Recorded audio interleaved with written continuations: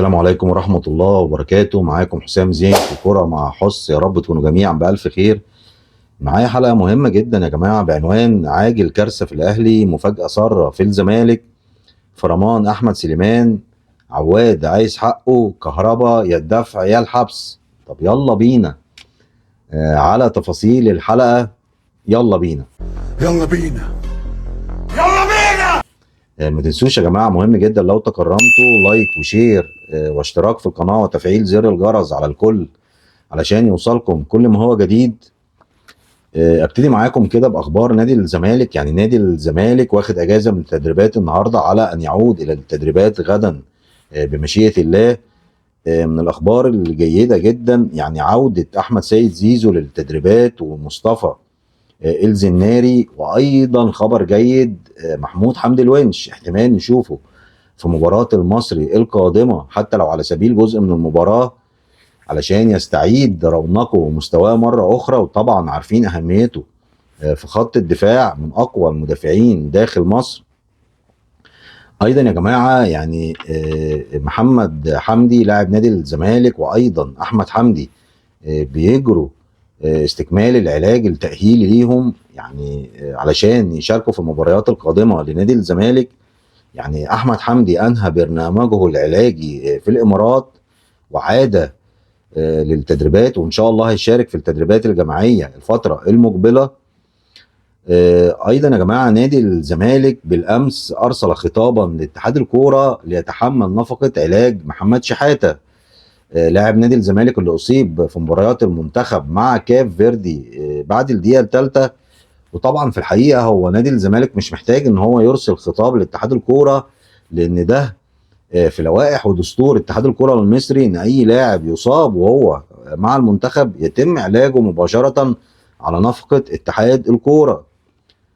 ايضا يا جماعة مجلس ادارة نادي الزمالك اعلن ان الاولوية في شهر نوفمبر وديسمبر الحالي هو دفع مستحقات اللاعبين المتأخرة، ايضا دفع مقدمات تعاقد اللاعبين في السنة الجديدة، وأيضا على رأس أولوياته التجديد للاعبين وبالتأكيد على رأسهم أحمد سيد زيزو. أيضا نادي الزمالك يا جماعة دفع راتب شهرين كان متأخر لمستر جوزيه جوميز. البعض اتكلم بالأمس إن زيزو عقد جلسة مع الأستاذ ممدوح عباس. يا جماعة هذا لم يحدث مطلقا، يعني لو كانت تمت جلسة كان بالتأكيد يعني تم الإعلان عنها. فاكرين الجلسة اللي فاتت يعني كانت من شهور، طلع اتكلم عليها بنفسه الأستاذ ممدوح عباس لما قال أنا قعدت مع أسرة زيزو واتكلمت معاه وكانت جلسة ودية. مفيش يا جماعة الكلام ده خالص، ده من وحي خيال السوشيال ميديا. هاخدكم لموضوع مهم آخر، هو موضوع كهربا. احمد يحيى وكيل اللاعبين بالفعل بالامس عرض على مجلس اداره نادي الزمالك تقسيط قيمه الشيك المتاخره على كهربا اللي هي قيمته 7 مليون جنيه. عرض على نادي الزمالك ان كهربا معوش فلوس وعايز يدفع 3 مليون، وبعد يعني شهرين تقريبا يقدر يدفع ال 4 مليون جنيه التانيين، لان في كهربا يعني ما عندوش اي فلوس في حساباته دلوقتي، وخصوصا بعد ما دفع الغرامه اللي هي 70 مليون جنيه لنادي الزمالك. بالاجماع مجلس اداره نادي الزمالك رفض ان يتم تقسيط مبلغ الشيك، وكمان رفض ان هو يسحب القضيه من المحكمه، قضيه الشيك بدون رصيد. وطالب الاستاذ احمد يحيى ان لا، نادي الزمالك عايز المبلغ كاملا والا هيفضل مستمر في القضيه ضد كهربا. يعني كهربا دلوقتي يا الدفع يا الحبس. ايضا يا جماعه من ضمن الاخبار الساره جدا لنادي الزمالك والجماهير نادي الزمالك، لجنه الاستثمار برئاسه البنكير الكبير كان رئيس مجموعه بنك مصر الاستاذ محمد الاتربي، انضم ليها مجموعه من رجال الاعمال الجدد. بالفعل عملوا جلسه عشاء بالامس واتفقوا على تجديد عقود لاعبين نادي الزمالك وعلى رأسهم زيزو، ايضا تجديد عقد مستر جوزيه جوميز، وتجديد عقود اللاعبين زي عبد الله السعيد ودونجا وغيرهم من اللاعبين، وايضا دفع غرامه باتشيكو علشان تنتهي يعني كافه الامور اللي بتؤرق نادي الزمالك وجماهير نادي الزمالك في المرحله الحاليه، وان نادي الزمالك يتفرغ بقى للبطولات الفتره القادمه. فكده يا جماعه يعني جزء كبير من مستحقات زيزو او من تجديد عقد زيزو هيتحملها رجال الاعمال، ونادي الزمالك هيتكفل بجزء بسيط. وخلي بالكم مفيش الارقام اللي اتعرضت في الاعلام دي اللي هي زيزو عايز يجدد ب 100 مليون او حتى ب 80 مليون. الغرض يا جماعه من التصريحات دي يعني اثاره البلبله داخل غرفه ملابس نادي الزمالك، ويعني ايقاع اللاعبين ما بينهم وما بين زيزو عمل فرقه، يعني عمل فتنه داخل نادي الزمالك. علشان كده طلع شيكابالا بتصريحات مهمه جدا بالامس، وقال ان احنا بالعكس احنا اللي طالبنا بتجديد زيزو، طالبنا مجلس الاداره، وان محدش زعلان من اي قيمه هياخدها زيزو، وان زيزو يستحق كل الخير من نادي الزمالك الفتره القادمه علشان الجميع يستريح. وبلاش بقى يعني نسمع الشائعات اهو على لسان قائد فريق نادي الزمالك، هو بنفسه بيعلن بيقول الناس اللي بره النادي اللي بيقولوا ان احنا هنتضايق لو زيزو جدد. لا بالعكس، احنا اللي بنطالب ان زيزو يقعد. لا احنا بنطالب ان مستر جوميز يكمل معانا. المفروض ان نادي الزمالك متحده جدا، والعيله دي عايزينها تفضل للاخر موجوده، وان شاء الله زيزو يجدد يبقى موجود معانا ان شاء الله. ان زيزو احنا بنطالب بتجديده، مفيش اي حد يطلع يتكلم ان في فرقه ما بين لاعبين نادي الزمالك. وحتى الكابتن حازم امام لاعب نادي الزمالك السابق وعضو مجلس اداره اتحاد الكوره طلع وعمل تصريحات مهمه، وقال ان زيزو طبعا يستحق التجديد بمبلغ يعني جيد، ده احسن لاعب داخل الكره المصريه، ولكن اهم حاجه عدم ضرب غرفه ملابس نادي الزمالك.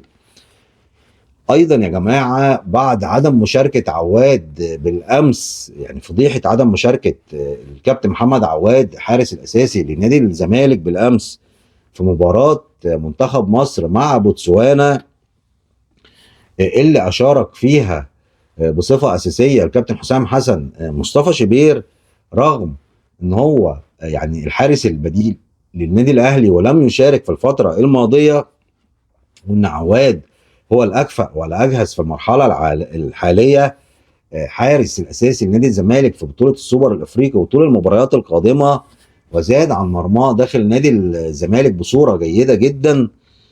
فكان مستغرب ومستهجن من جماهير نادي الزمالك، وكل النقاد الرياضيين استغربوا بالامس ازاي ان عواد لم يشارك. وحتى يعني تصريحات الكابتن حسام حسن بعد اللقاء وقال ان انا يعني كنت هشارك عواد في الشوط الثاني، ده كلام غير مبرر بالاطلاق ومستهجن تماما. فالكابتن احمد سليمان بالفعل قدم مذكره لمجلس اداره نادي الزمالك، قال احنا مش عايزين نبعت بقى لعيبه نادي الزمالك لمنتخب مصر في المرات المقبله لتهميشهم من الكابتن حسام حسن. حتى الكابتن حسام عبد المجيد لم ياخذ الفرصه الكامله من الكابتن حسام حسن بينزله كبديل، رغم ان هو دلوقتي احسن مدافع وقلب دفاع في مصر.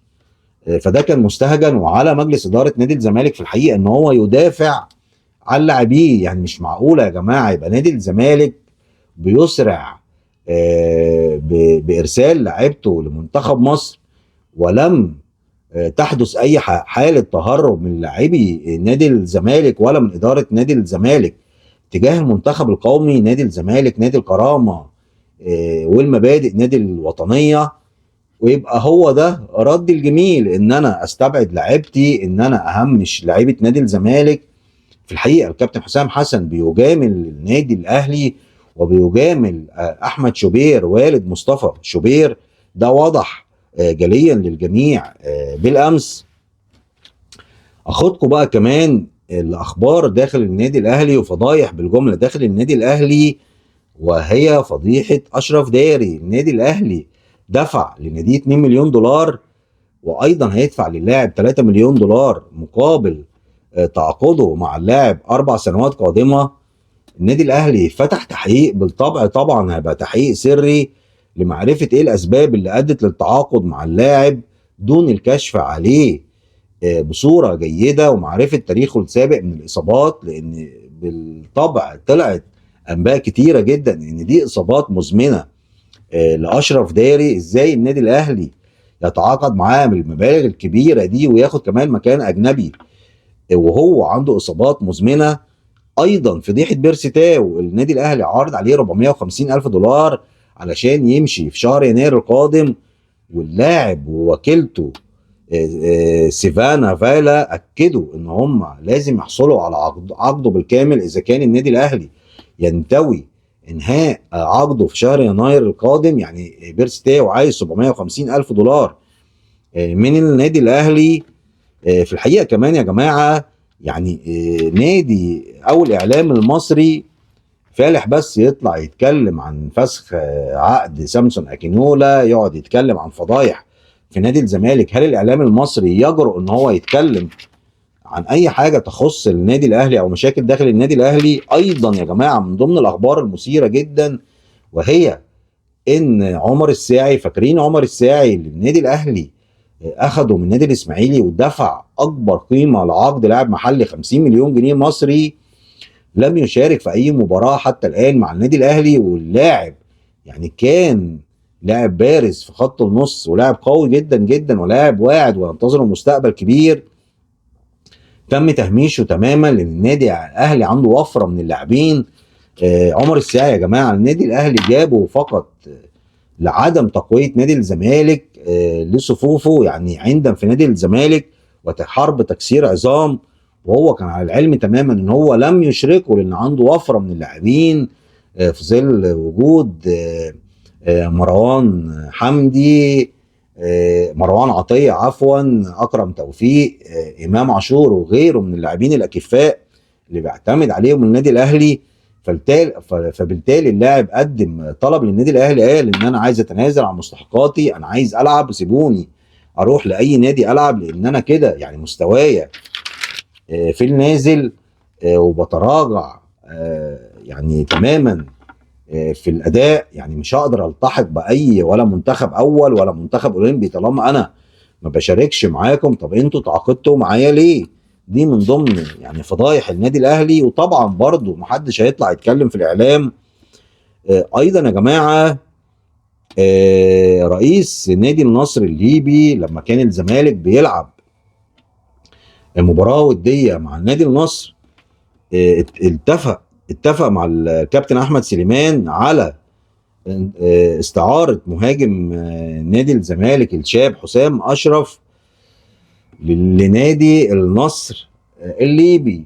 وبالفعل يعني وافق كمان الكابتن او المدير الفني جوزيه جوميز، ولكن خلي بالكم جوزيه جوميز يعني مش هو اللي طلب رحيل حسام اشرف زي ما بيصار في الاعلام، يعني لجعل فرقه وضرب الشائعات داخل نادي الزمالك. لا، نادي مسؤول النصر الليبي او مدير النصر الليبي هو اللي طلب من الكابتن احمد سليمان، وبالتالي الكابتن جوزيه جوميز هو وافق بدوره، يعني لان يعني حسام اشرف فرصه ضئيله في المشاركه الفتره اللي جايه مع نادي الزمالك. طبعا كمان يا جماعه النقطه دي اثارت غضب اعضاء مجلس اداره نادي الزمالك، لان لم يشاركهم الكابتن احمد سليمان في الجلسه اللي عقدت مع رئيس النادي النصر الليبي. ايضا يا جماعه تصريحات مهمه وردا على الشائعات اللي قالت ان مصطفى محمد قريب، لاعب نانت الفرنسي ولاعب نادي الزمالك السابق، قريب من النادي الاهلي. طلع في تصريحات مهمه جدا الكابتن مصطفى محمد وقال ان انا ما بفكرش في العوده مطلقا لمصر، وقال ان انا حتى لو عدت مش هعود غير لنادي الزمالك، وان انا مركز في لعبي واتمنى الانتقال لاحد الدوريات الاوروبيه على سبيل المثال الدوري الانجليزي. وبالفعل في عروض للكابتن مصطفى محمد لانتقاله لاحدى الدوريات المهمه جدا زي الدوري الانجليزي، وقال ان انا نانت بعتبره يعني تجربه مهمه ليا علشان محطه انتقال لاحدى الدوريات الكبرى زي الدوري الانجليزي. فده كان ردا على الشائعات اللي قالت ان مصطفى محمد قريب من النادي الاهلي. لا يا جماعه، هذا لم يحدث. وبالفعل كمان على تصريحات مصطفى محمد قال ان النادي الاهلي اصلا لم يفاوضني. خلي بالكم راتب مصطفى محمد لا يقل عن 5 مليون دولار. فازاي النادي الاهلي هيدفع الارقام الكبيره دي؟ فبالطبع النادي الاهلي لم يفاوض اللاعب. كمان يا جماعه من ضمن الاخبار المهمه جدا لنادي الزمالك، ردا على حمدي النقاز، وكيل حمدي النقاز طلب من نادي الزمالك تقسيط الغرامه الموقعه على حمدي النقاز لصالح نادي الزمالك 160 الف دولار عشان رفع الايقاف على حمدي النقاز. ولكن نادي الزمالك قال لا، بلغ وكيل اللاعب انا مش هرفع ولا هقسط الغرامه ولا هسحب الشكوى المقدمه في الفيفا. انا عايز مستحقات حمدي النقاز كامله. وبالفعل يا جماعه يعني نادي الزمالك محتاج لكل دولار، واكيد يعني نادي الزمالك محتاج لهذه الاموال لحل مشاكل ماليه كبيره جدا داخل النادي خلال هذه الفتره. ايضا يا جماعه مجلس اداره نادي الزمالك يرد على بعض العروض المقدمه لحسام عبد المجيد من شركته الفرنسيه للتسويق اللي تعاقد معاها. بعض العروض من الدوري البلجيكي او الدوري الفرنسي. نادي الزمالك بالفعل رفض كل العروض دي لاحتياجه الشديد لحسام عبد المجيد في هذه المرحله. وخلال الايام القادمه سيتم رفع عقد حسام عبد المجيد من 2 مليون جنيه ل 8 مليون جنيه في الموسم داخل نادي الزمالك. مهم جدا طبعا يا جماعه، وكلنا شفنا بعد ارتفاع مستوى حسام عبد المجيد بقى من اهم المدافعين داخل الدوري المصري. مهم جدا لنادي الزمالك ان هو يحافظ على ولاده في المرحله القادمه. ولما نادي الزمالك يقف على رجله يقدر حسام عبد المجيد ينتقل الى الدوريات الاجنبيه، وكمان يكون جاله عرض من اهم الدوريات يليق بنادي الزمالك ويليق باللاعب. ايضا يا جماعه كانت في تصريحات للركراكي وليد الركراكي مدرب منتخب المغرب، تصريحات مهمه جدا بعد فوزه على ليسوتو 7-0. الصحفيين بيسالوه يعني ايه رايك في نادي الزمالك، فقال دايما لما كنت انا مدرب نادي الوداد كان المحللين والخبراء يحذروني من نادي الزمالك لان هو كبير افريقيا. في الحقيقه يعني وليد الركراكي يعني اخرس الجميع اللي هم من يقللون من نادي الزمالك. الف تحيه للكابتن وليد الركراكي وللمغرب الشقيقه. ايضا يا جماعه تصريحات مهمه جدا لمحمد الشيبي بعد ما اعلن نادي بيراميدز ان هو هيجدد، عايز يجدد لمحمد الشيبي في الفتره القادمه. طلع محمد الشيبي وصرح تصريحات مهمه جدا وقال لا انا عايز انتقل، انا مش هجدد لنادي بيراميدز وانا عايز انتقل لنادي اللي عنده شعبيه كبيره جدا في الفتره القادمه. وسكت. طبعا المقصود يا جماعه من تصريحات محمد الشيبي ان هو ان شاء الله في احتماليه كبيره جدا ان هو يجدد لنادي الزمالك. طبعا طلعت علينا السوشيال ميديا النادي الاهلي وخصوصا بعض يعني مباس كده يعني حسين الشحات على خلاف كواليس احدى الحفلات اللي هي كانت في توزيع جوائز الافضل داخل الدوري المصري الموسم اللي فات. فقالوا لا ده الشيبي هينتقل للنادي الاهلي. ده كلام عاري تماما من الصحه. كمان جمهور المغربي المحترم هيرفض بالطبع انتقال محمد الشيبي للنادي الاهلي، وخصوصا بعد المشاكل الكبيره جدا يا جماعه ما بين النادي الاهلي محمد الشيبي. النادي الاهلي لم يتوانى عن شكوى الشيبي في كل يعني لكل المسؤولين الرياضيين حتى خارج مصر. طبعا بعد قضيته ومشكلته الكبيره بعد صفعه بالقلم من حسين الشحات. بالطبع كمان يا جماعه يعني الكابتن طارق السيد عضو اللجنه الفنيه في مجلس الزمالك طالب بالتعاقد مع محمد الشيبي الظهير الايمن. قال ان ده اقوى ظهير ايمن محترف داخل مصر علشان يقوي جبهه عمر جابر. وبالطبع عمل جلسه معاه وان شاء الله يعني نشوف محمد الشيبي بس في الموسم المقبل لنادي الزمالك.